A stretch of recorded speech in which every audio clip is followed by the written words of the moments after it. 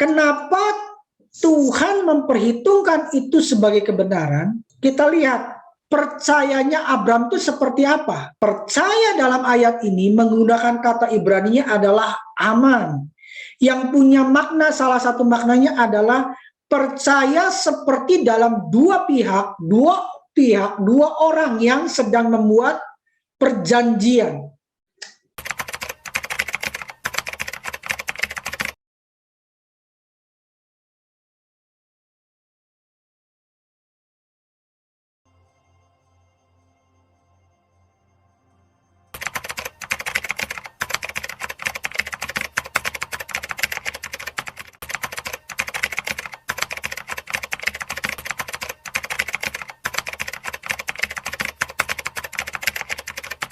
Malam ini kita mau merenungkan satu hal tentang ketidakpastian, ya, ketidakpastian yang pasti. Di dunia ini tidak ada satupun yang pasti kecuali satu hal, yaitu ketidakpastian. Hanya ketidakpastianlah yang pasti terjadi dalam setiap hidup kita. Ya, kita akan pelajari bersama, ya, fakta lapangannya. Satu hal yang pasti di dunia adalah ketidakpastian itu sendiri, ya kan? Nah, ternyata hal ini pun sudah tercatat dalam Alkitab kita. Dalam Yakobus 4 ayat yang ke-14, di situ mencatat, sedang kamu tidak tahu apa yang akan terjadi besok. Apakah arti hidupmu? Hidupmu itu sama seperti uap yang sebentar saja kelihatan lalu lenyap. Karena hidup kita penuh dengan ketidakpastian, makanya yang pasti itu adalah ketidakpastian itu sendiri. Tetapi ketidakpastian ini sering membuat iman kita tuh merontok. Betul apa betul? Seringkali ketidakpastian ini menghantam akan iman kita. Karena itu malam ini kita mau sama-sama merenungkan tentang ketidakpastian dan bagaimana kita cara menghadapi ketidakpastian itu. Ketidakpastian pasti seringkali membuat kita menjadi kecewa terhadap Tuhan. Nah, di Alkitab ada yang disebut namanya Bapak orang beriman. Lawannya iman itu ketidakpastian. Karena itu yuk kita belajar dari tokoh opung kita. Ini opungnya opung, ya, opungnya opung karena udah tingkatnya udah luar biasa. Jadi ya kita akan belajar dari Bapak Abraham, Bapak orang beriman dan sahabat Allah. Nanti kita akan pelajari kenapa dia bisa dikatakan sahabat Allah. Kita lihat dulu apa sih yang Abraham alami. Ya, paling tidak ada beberapa kali Tuhan itu berjanji kepada Abraham perihal keturunannya. Nah, perihal keturunannya ini, perihal tentang Abraham punya anak, ini boleh dibilang satu hal yang sangat dinanti-nantikan oleh Abraham. Dan kapan punya anaknya, ini merupakan satu hal yang penuh misteri, penuh ketidakpastian. Betul?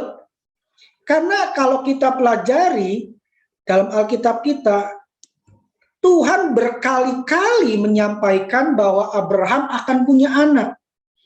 Abraham dijanjikan Tuhan akan menduduki negeri yang begini, ya kan? Akan keturunannya akan banyak. Sekarang mari kita renungkan. Perkataan Tuhan itu sudah terjadi ketika Abraham udah punya keturunan atau belum? Belum. Iya kan? Ketika Abraham dijanjikan oleh Tuhan akan punya keturunan, itu bukan yang satu kali dua kali ngomong. Saya di sini mencatat hanya dua, tetapi lebih dari dua. Ya, bisa baca dalam Alkitab kita, at least ada 5 kali, 6 kali Tuhan sampaikan. Nah, malam ini kita mau dua aja yang mau kita kupas, yaitu Kejadian 13 ayat yang ke-16 bagian A. Di situ berkata, dan aku, Tuhan, akan menjadikan keturunanmu seperti debu tanah banyaknya. Jangankan debu tanah, satu aja Abraham belum punya anak. Iya kan? Kayaknya PHP nih Tuhan.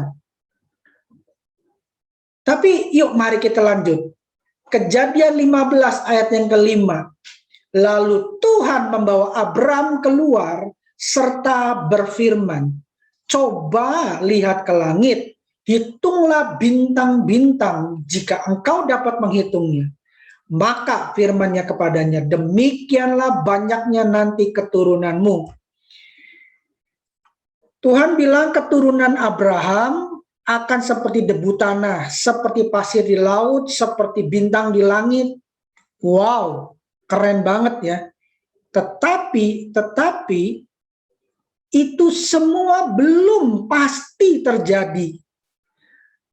Abraham tidak dijanjikan kapan terjadinya.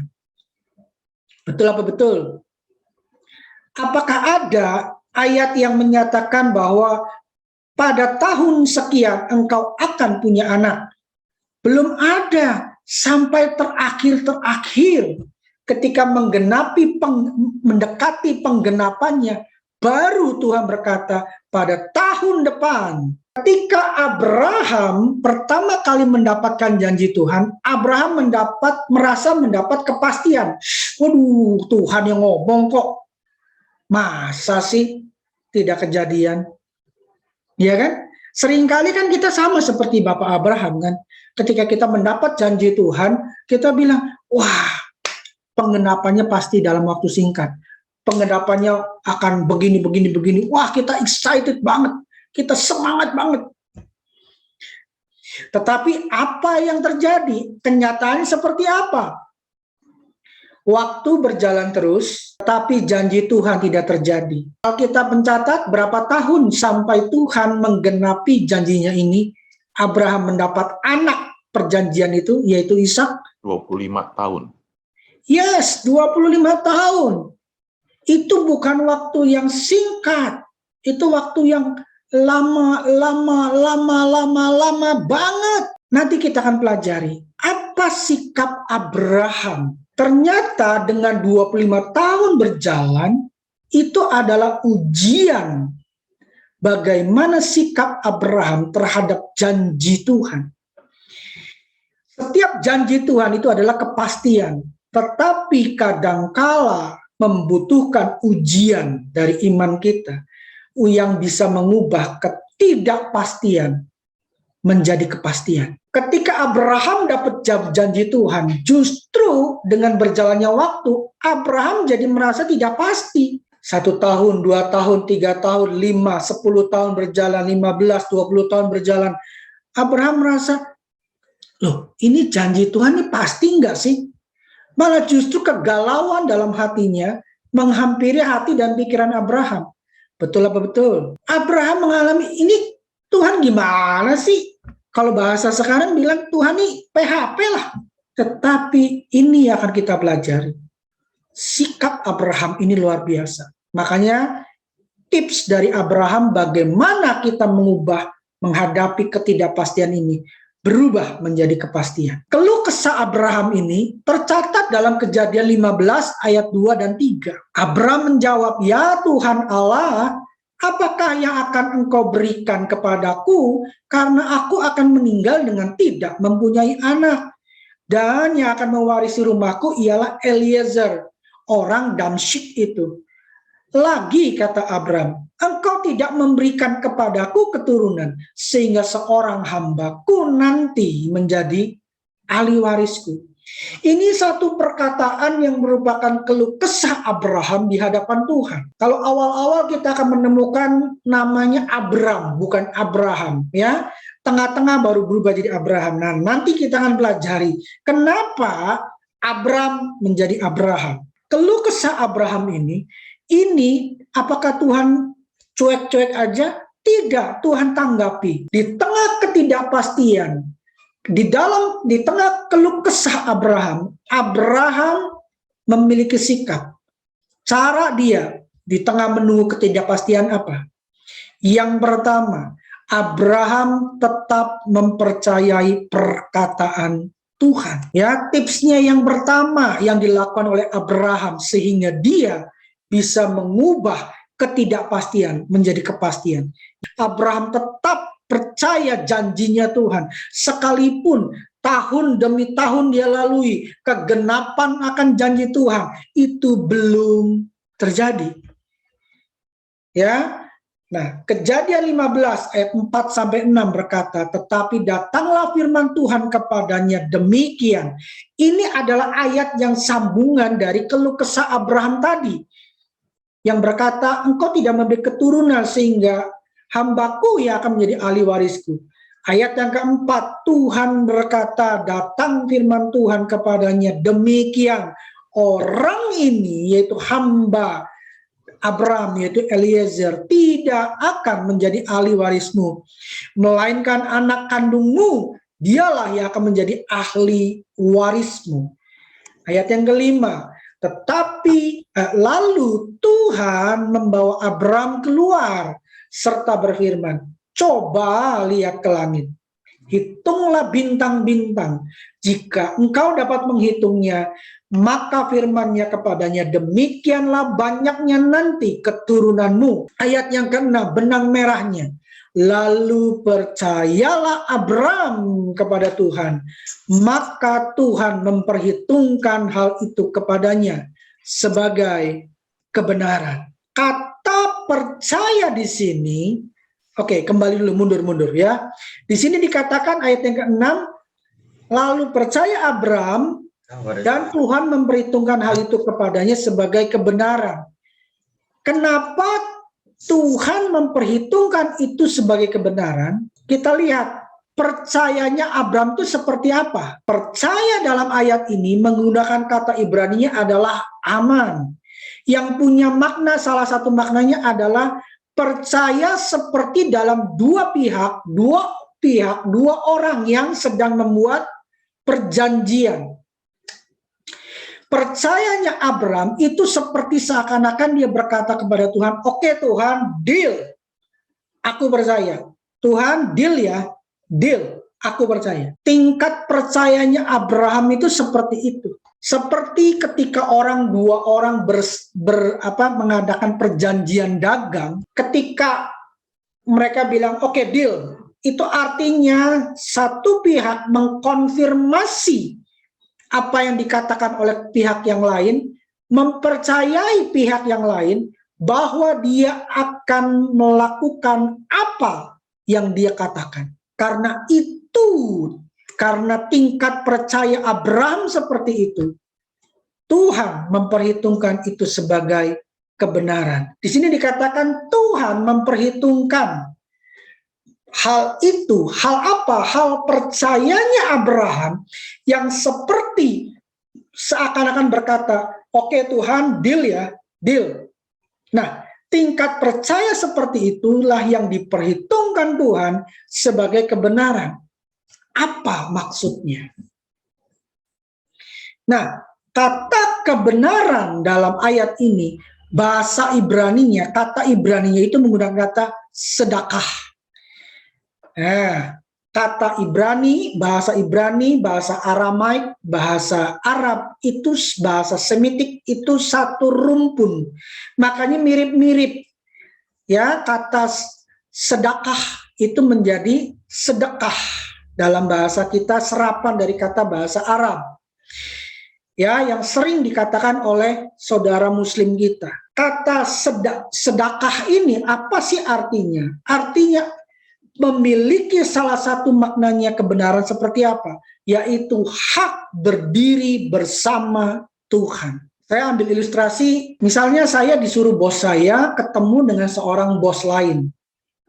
Saya mewakili bos saya untuk bisa berdiri bersama dengan bos tersebut. Kenapa? Karena saya mewakili bos saya. Kalau saya tidak mewakili bos saya tidak punya hak berdiri dianggap sama, selevel dengan bos tersebut. Demikian pula dengan Abraham. Ketika dia berkata, deal ya Tuhan, artinya Tuhan berkata, Abraham, engkau punya hak berdiri bersama aku. Tuhan anggap Abraham menjadi selevel dengan Tuhan. Karena itulah Yakobus 2 ayat yang ke-23 berkata apa? Abraham disebut sahabat Allah. Dari seorang manusia ciptaan diangkat levelnya menjadi sama selevel dengan Allah, menjadi sahabat Allah. Bukankah itu satu hal yang luar biasa? Makanya firman Tuhan berkata begini, tanpa iman tidak mungkin orang berkenan kepada Allah. Kenapa? Karena dengan iman kita punya right standing, berdiri sama level dengan Tuhan. Kita punya hak untuk berdiri bersama Tuhan. Right standing with God. Itulah kebenaran yang Tuhan ungkapkan. Kebenaran yang Tuhan labelkan kepada Abraham.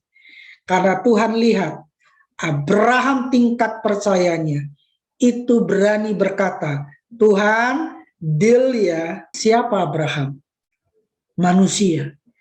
Berani berkata, Tuhan dealing with you.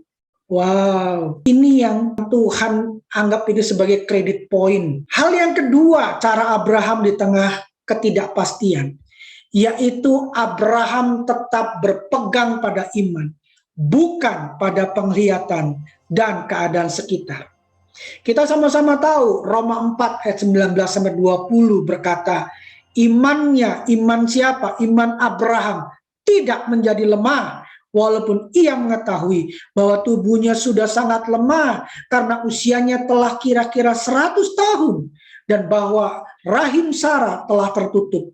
Tetapi terhadap janji Allah, ia tidak bimbang karena ketidakpercayaan, malah ia diperkuat dalam imannya dan ia memuliakan Allah.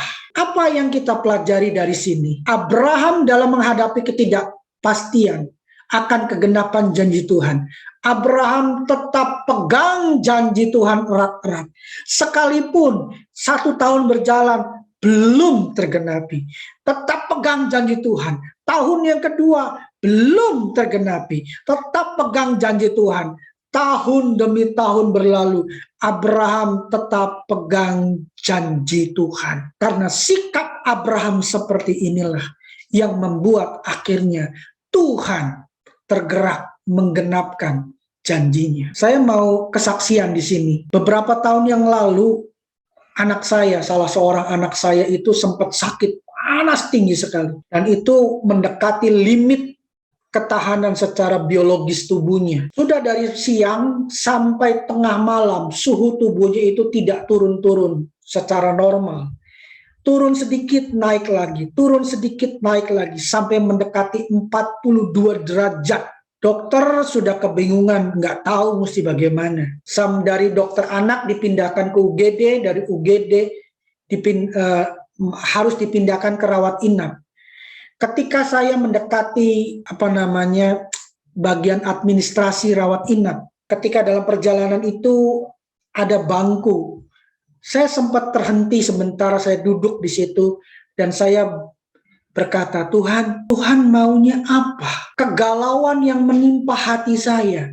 Saya berkata, Tuhan maunya apa?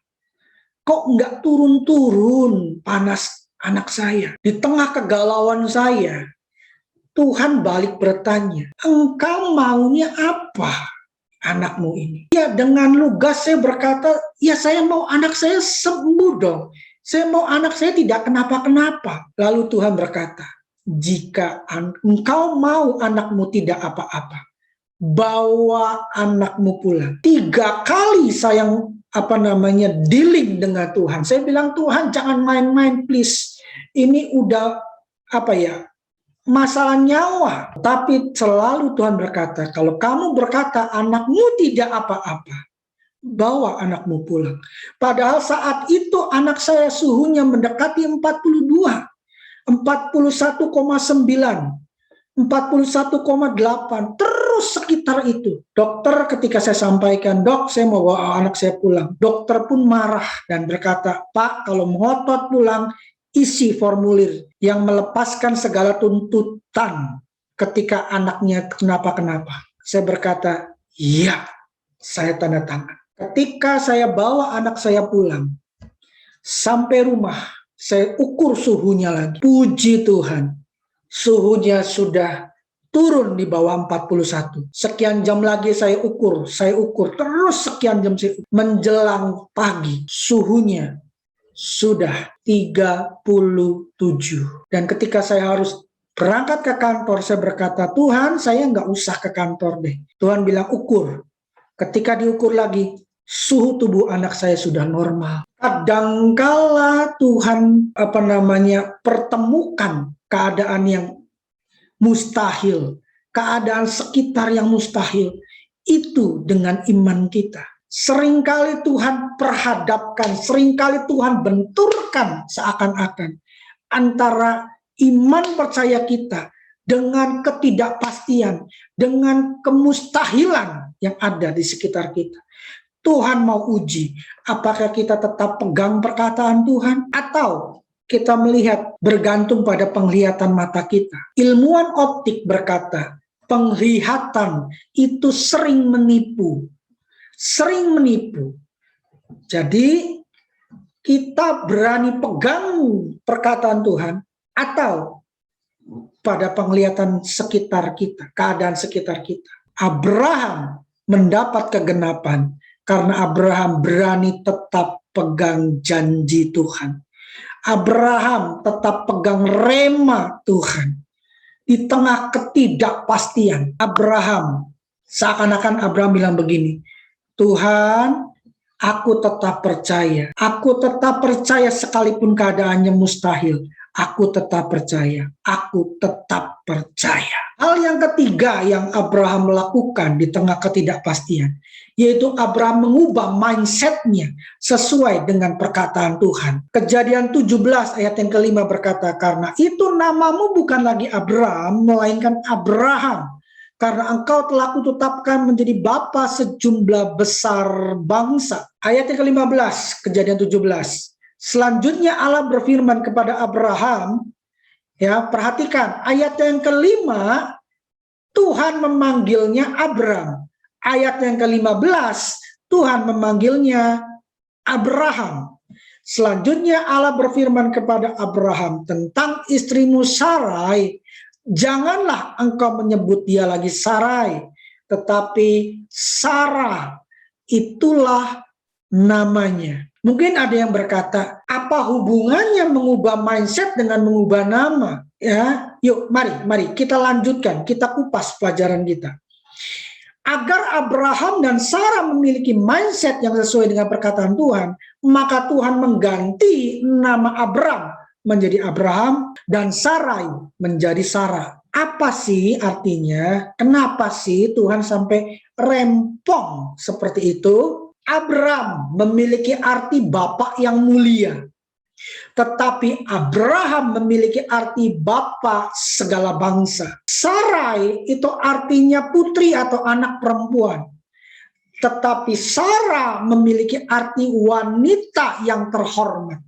Nah, salah satu ciri wanita yang terhormat adalah dia memiliki anak. Jadi ketika Tuhan berkata, "Abraham, namamu sekarang Abraham. Sarah, sekarang namamu Sarah, bukan Sarai lagi." Apa sih yang Tuhan mau? Ketika Abraham berbincang-bincang dengan orang lain, tuh orang lain memanggilnya namanya siapa? Abraham. Sudah bukan Abram lagi. Ketika Abraham ketemu orang memperkenalkan dirinya, dia selalu akan berkata, "Nama saya Abraham, nama saya Bapa segala bangsa." Setiap kali diperkatakan, Sarah berkata, "Aku wanita yang terhormat, aku akan punya anak, aku wanita terhormat." Dengan terus seperti itu, mindset Abraham dan Sarah diubah menjadi selaras dengan perkataan Tuhan. Dengan Abraham berubah nama menjadi Abraham dan Sarai berubah nama menjadi Sarah, maka secara otomatis mindsetnya akan terus diselaraskan dengan perkataan Tuhan. Nah, dengan terus mindsetnya diselaraskan, maka otomatis imannya akan dibangun.